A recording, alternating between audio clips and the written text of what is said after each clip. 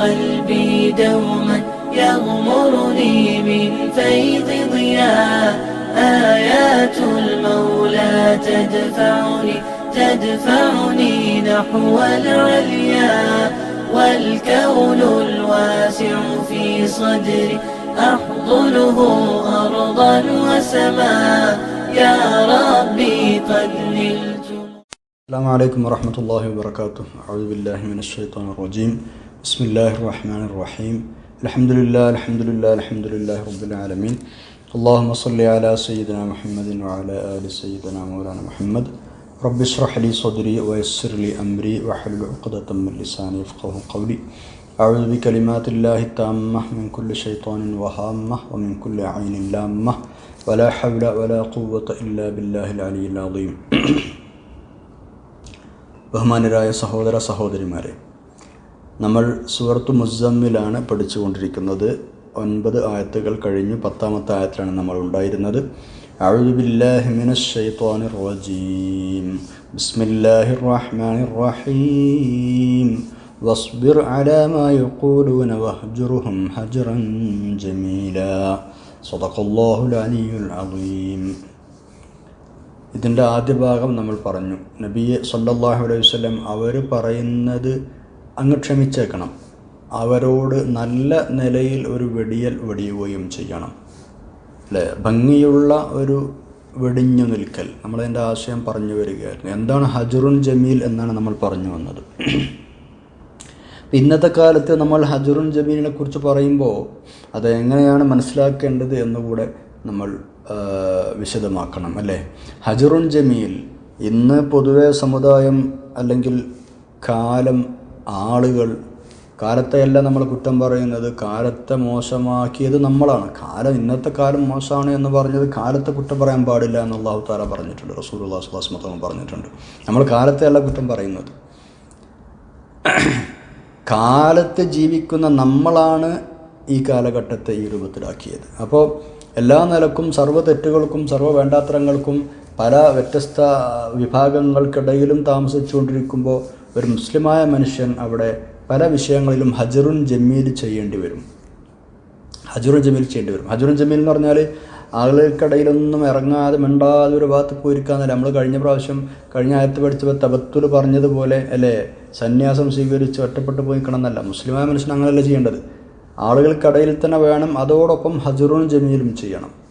നബി സല്ലല്ലാഹു അലൈഹി വസല്ലം ഹദീസിലുണ്ടല്ലോ, ഒരു മുസ്ലിമായ മനുഷ്യൻ അദ്ദേഹം ആളുകളുമായി കൂടിക്കലർന്ന് പ്രവർത്തിക്കുകയും എന്ന് പറഞ്ഞാൽ ആളുകൾക്കിടയിൽ പ്രവർത്തിക്കുകയും അങ്ങനെ അവരിൽ നിന്ന് ഏൽക്കുന്ന ബുദ്ധിമുട്ടുകൾ സഹിക്കുകയും ഇങ്ങനെ ചെയ്യുന്ന ഒരു മുസ്ലിമാണ് ഖൈറും മിനൽ മുസ്ലിമില്ലദീ ലാ യുഖാലിതു നാസ വലാ യസ്ബിറു അലാ അദാഹും.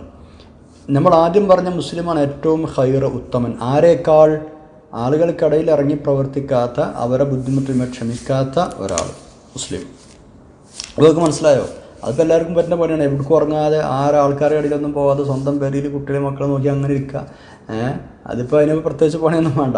അത് ആളുകൾക്കിടയിൽ ഇറങ്ങി പ്രവർത്തിച്ചിട്ട് അവരെ കാര്യങ്ങൾ ശരിയാക്കി കൊടുക്കാനും അവരെ ഇടയിൽ പ്രവർത്തിക്കുകയും അവരിൽ നിന്ന് ഉണ്ടാകുന്ന ബുദ്ധിമുട്ടുകളും പ്രയാസങ്ങളും ക്ഷമിക്കുകയും ഇങ്ങനെയൊക്കെ ചെയ്യുന്ന ആളുകൾ. അപ്പോൾ ആ ഹദീസിൻ്റെ പ്രേരണ അതാണ്. ആളുകൾക്കിടയിൽ തന്നെ നിങ്ങൾ പ്രവർത്തിക്കണം, സമൂഹത്തിനിടയിൽ നിങ്ങൾ ജീവിക്കണം. എന്നിട്ട് ആ സ്വാഭാവികമായിട്ടും അങ്ങനെ ആകുമ്പോൾ പ്രശ്നങ്ങളുണ്ടാവും, പ്രയാസങ്ങളുണ്ടാവും. പല ആൾക്കാരും പലതേക്കാരും അവൻ്റെ പ്രവർത്തനങ്ങളെക്കുറിച്ച് ആയിക്കോട്ടെ പറഞ്ഞോട്ടെ. വസ്ബിർ അലാ മാ യഖൂലൂൻ കണ്ടോ, അവർ പറയുന്നത് ക്ഷമിച്ചോളൂ. അപ്പോൾ മുഅ്മിനായ മനുഷ്യൻ ചെയ്യേണ്ടത് അങ്ങനെയാണ്.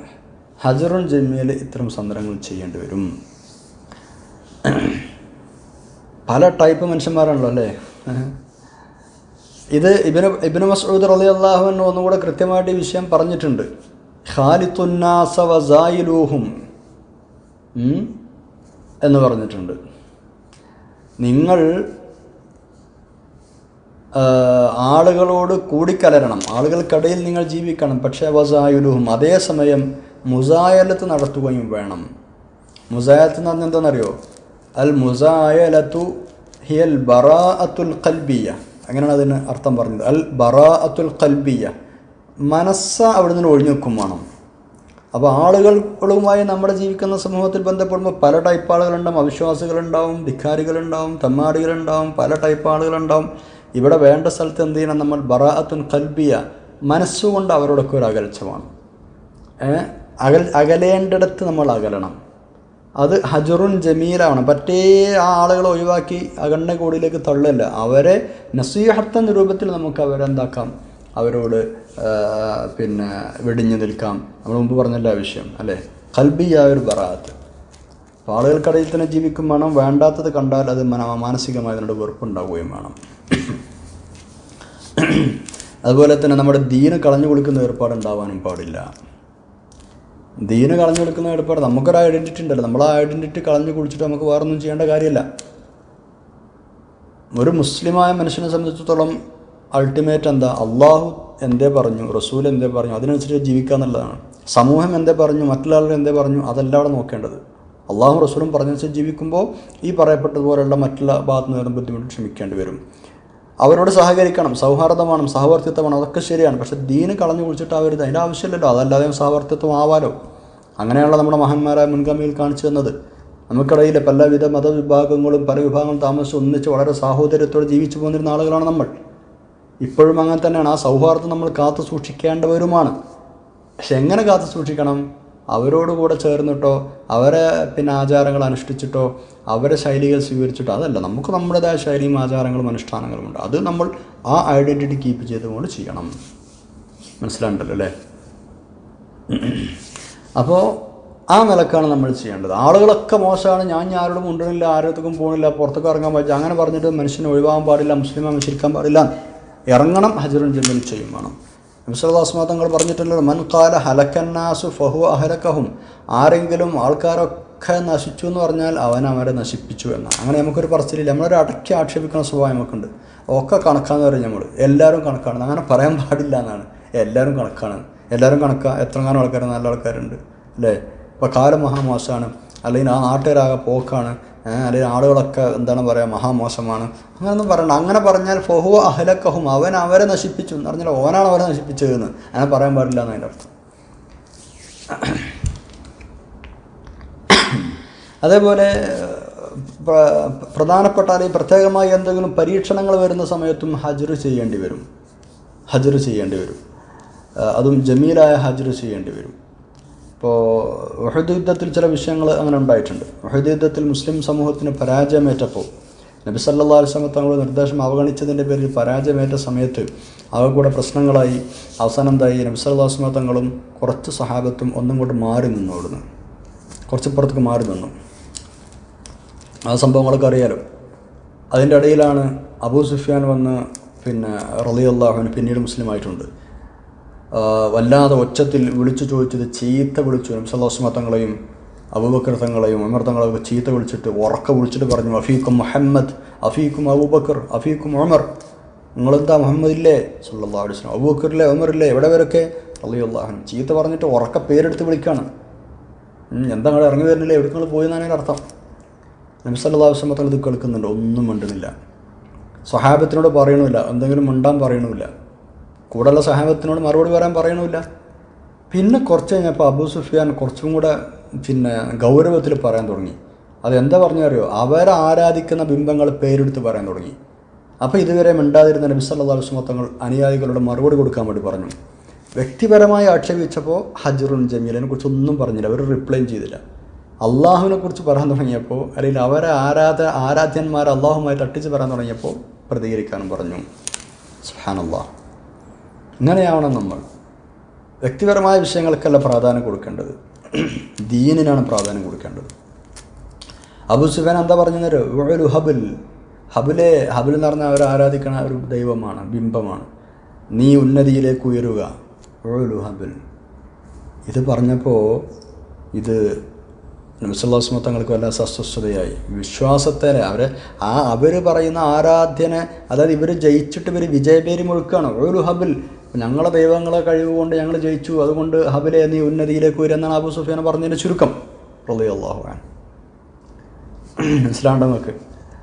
അപ്പോൾ മുസ്ലിങ്ങളെ പരാജയപ്പെട്ട് നിൽക്കല്ലേ. ഈ സമയത്ത് വളരെ കടുത്ത പരീക്ഷ നേരിടുന്ന സമയമാണ്. ആ സമയത്ത് നബി സല്ലല്ലാഹു അലൈഹി വസല്ലം പറഞ്ഞു, അല്ലാ തുജീബൂഹു, നിങ്ങൾ അയാൾക്ക് മറുപടി കൊടുക്കണില്ലേ? സഹാബത്തിനോട് പറയണം, മറുപടി കൊടുക്കിൻ. അദ്ദേഹം ഒരു ഹബിൽ എന്ന് പറഞ്ഞത് കേട്ടില്ല, നിങ്ങൾ മറുപടി കൊടുക്കിൻ. അപ്പോൾ സഹാബികൾ ചോദിച്ചു, നബിയെ ഞങ്ങൾ എന്ത് സല്ലല്ലാഹു അലൈഹി വസല്ലം എന്ത് പറഞ്ഞിട്ടാണ് ഞങ്ങൾ മറുപടി കൊടുക്കേണ്ടത്? നിങ്ങളിങ്ങനെ പറയൂ, അല്ലാഹു അലാ വഅജല്ല്, അങ്ങനെ പറഞ്ഞോളൂ മറുപടി. എന്ത് ഹബ്ബിൽ ഉന്നതിയിലേക്ക് വരട്ടെ എന്നാണ് നിങ്ങൾ പറയുന്നത്, നിങ്ങളിപ്പോൾ ജയിച്ചുകൊണ്ട് അല്ല, അല്ലാഹു അലാ വഅജല്ല് ഇങ്ങനെ മറുപടി കൊടുത്തോളൂ, അള്ളാഹുവാണ് ഏറ്റവും ഉന്നതനും മഹോന്നതനും. അപ്പോൾ അബൂ സുഫിയാൻ തിരിച്ചിങ്ങോട്ടും പറഞ്ഞു, യൗമും ബിയൗമി ബദർ, ബദർ യുദ്ധത്തിൻ്റെ ആ ദിവസത്തിന് പകരം ഞങ്ങൾ ഇന്ന് പകരം വീട്ടിയിരിക്കുന്നു എന്ന് വിളിച്ചു പറഞ്ഞു അപ്പുറത്തുനിന്ന്. അപ്പോൾ നബി സല്ലല്ലാഹു അലൈഹി വസല്ലം സഹാബികളോട് പറഞ്ഞു, നിങ്ങൾ ഇങ്ങനെ പറഞ്ഞേക്കിൻ, ലാ അങ്ങനെയല്ല, സവാഉൻ ഖത്ലനാ ഫിൽ ജന്നത്തി വഖത്ലാക്കും ഫിന്നാർ, ലാ സവാ ഖത്ലനാ ഫിൽ ജന്നത്തി വഖത്ലാക്കും ഫിന്നാർ. അങ്ങനെയല്ല, ബദർ യുദ്ധത്തിന് പകരം വീട്ടിൽ നിങ്ങൾ പറയണ്ട. അങ്ങനെയല്ല സംഭവം.